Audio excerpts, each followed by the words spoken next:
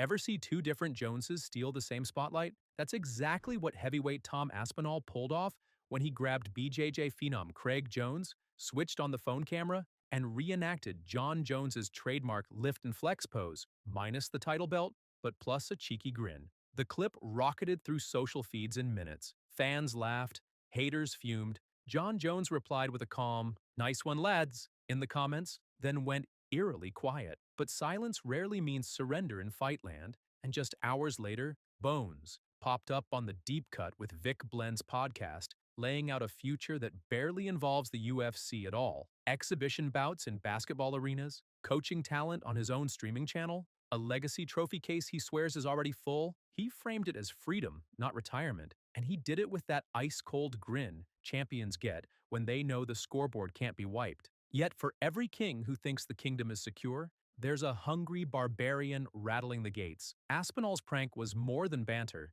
It was a broadcast that said, "I'm here, I'm loose, and your throne looks lonely." The moment it hit TikTok, debate flared. Had Jon lost the hunger, or was he simply choosing the richest path in plain sight?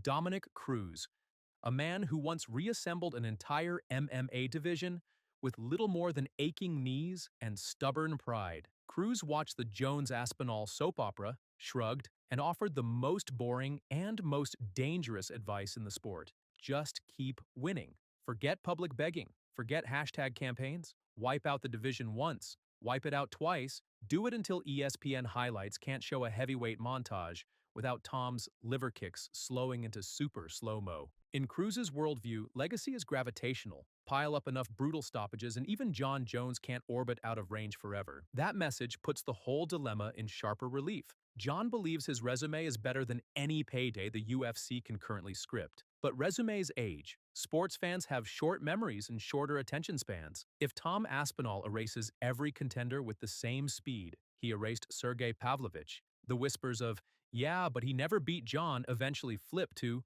"Why is Jon still on the couch?" Those whispers travel, and they sting. Cruz finished his monologue with a sentence every fighter understands. Victory is responsibility. Whining is a choice. Translation? Tom's path is simple. Smash faces, stack bonuses, speak politely, and let the numbers do the barking. Because while Jon controls his own calendar, public opinion controls the part of a legend's brain that can't stand being forgotten. Nate Diaz has a gift for tossing casual gasoline. Mid-vlog, between jokes about triathlons and Stockton slang, he pointed at a photo of Bilal Muhammad and blurted, "I'd beat the out of him." 8 words, 0 hesitation, infinite retweets. Bilal, never shy, never subtle, shot back, "Must be on the same coke as Connor." A jab that called out both Diaz and McGregor in one sentence. The MMA timeline exploded. Connor's fan clubs memed it, Diaz loyalists screamed Stockton slurs, and bookmakers quietly shifted odds on a fight that technically doesn't exist. Bilal knows exactly what he's doing.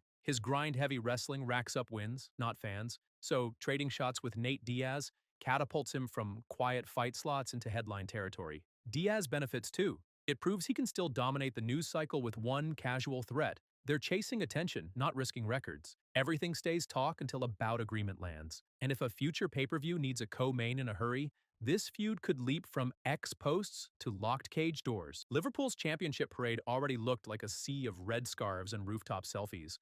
Then, Paddy the Baddy jumped on the team bus, and the crowd cheered. Thousands chanted his name, phones waving like lighters at a rock show. Paddy soaked it in, grinning, before turning the energy on its head during a BBC Sport mic drop. Arman, lad's an absolute tool. I want Justin in October. Arman fired back on X within minutes, calling Paddy a hype merchant who's built on handouts, shortcuts, and a haircut from 2004. That single post racked up more likes than Arman's last 3 victory announcements combined. Public spats are currency, and both men know it. Paddy cashes social capital. Armand swipes respect. Meanwhile, Justin, quiet, violent, always plausible, sits somewhere in Colorado sharpening low kicks and waiting for the UFC switchboard to buzz.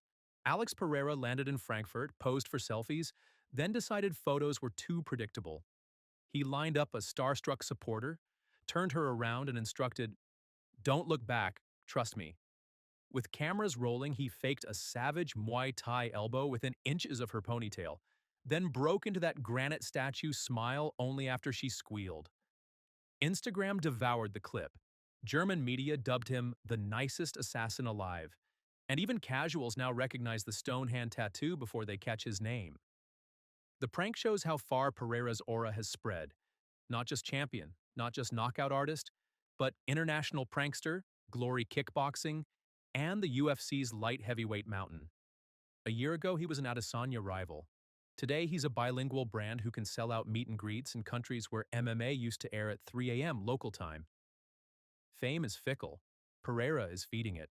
Dana White's reputation usually reads like a checklist: stone cold negotiator, bonus slasher, quote machine. Yet flyweight rising star Muhammad Mokaev saw another side. After a car crash curtailed his UFC career before it really began, an unexpected deposit hit his account, sent quietly by the bald boss. I still don't know why, Mokaev says, but it mattered. He isn't alone. Ex-heavyweight champion Cain Velasquez recently revealed Dana covered $1 million bail tab during Cain's highly publicized legal nightmare. No press release, no stage lights, just cash and a quiet, handle your business. Fighters notice. The cynical response is that goodwill keeps stars loyal. The kinder read is that the fight game emperor still adopts some of his gladiators when the arena lights dim. Either way, the stories stack up and reshape a caricature into something closer to complex reality. Sean O'Malley lounges on Israel Adesanya's couch, rainbow braids draped like party streamers, and admits what half the division won't. I stole my blueprint from Conor. Not the left-hand lasers, Sean's power comes from angles and timing, but the unapologetic predictions followed by highlight proof. He wants McGregor 2015 back, the crowd-surfing showman who called shots, cashed checks, and left bodies stiff as mannequins. O'Malley sprinkles compliments with a side dish jab, teasing alleged substances Conor may or may not ingest. It's part homage, part challenge. Because Sugar sees something the rankings don't reveal: star inflation. Replace one viral McGregor with one candy-colored O'Malley and the UFC never misses a beat. That's the quiet business plan. And if Conor does return for a thunderous KO, Sean wins too. Fighting is the only industry where an idol's resurrection instantly boosts the imitator's stock. Interviewer Nina Drama mastered the art of playful sparring with pros, but Merab didn't get the memo about volume control. During what looked like a light drill, the bantamweight champ slipped a grip, hoisted Nina skyward, and planted her, in slow motion, thankfully, flat on the gym mat. Cameras caught it all, no broken noses, just an iconic mid-air freeze frame of shock, gravity, and impending doom. Even veterans who rarely crack a grin pinged the share button. And that's the secret sauce of fight culture. Knockouts awe, trash talk divides, but slapstick binds every weight class together with a laugh. So where does that leave us? Tom Aspinall memes. John Dominic Cruz drafts the blueprint. Nate and Bilal trade digital daggers. Patty turns football chants into MMA chants and pranks Germany. Dana writes stealth checks. Sugar praises his Irish muse, and Merab turns an interview into airborne art. Each vignette started with a single spark, a video clip, a stray quote, a prank gone viral. Those sparks feed the bonfire that keeps fight fans warm between pay-per-views. If you felt the heat, smash that like, slap subscribe, and ring the bell so you never miss the next flare-up. Because in MMA, today's meme is tomorrow's main event.